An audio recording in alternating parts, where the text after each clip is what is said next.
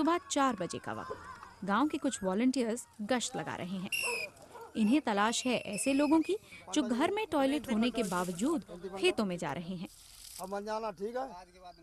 देहात गए अभी तो इतना सुधार है नहीं, बस सुधार आएगा जभी तो।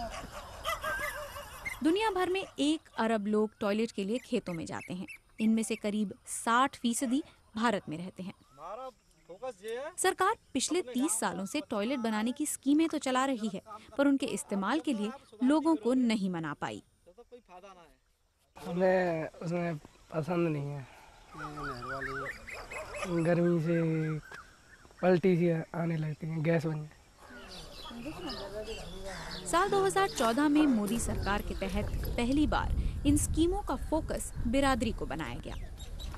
अब नए टॉयलेट बनाने से पहले वॉलंटियर्स को खुले में टॉयलेट जाने से सेहत को होने वाले नुकसान बताए जाते हैं, पर गांव वालों को ये दलील समझ में आती है।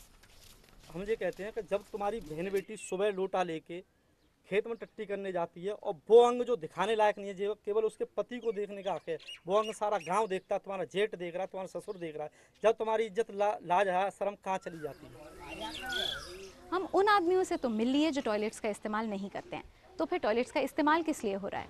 इस वाले को देखिए, इसके अंदर गोबर के कंडे रखे हुए हैं। हमने इस गांव में और भी देखे, किसी में कपड़े टांगे हुए हैं, किसी में किचन के बर्तन हैं या स्टोव हैं। तो औरतें जिनके लिए ये टॉयलेट सबसे काम के हैं, वो इस सब के बारे में क्या सोचती हैं? ये टॉयलेट पूनम के घर का है, पर वो भी इसे इस्तेमाल नहीं कर पाती। अगर खेत में जाएंगे तो 1 लोटा खर्च होगा, अगर लैट्रिन में बैठेंगे तो 1 बाल्टी खर्च होगा।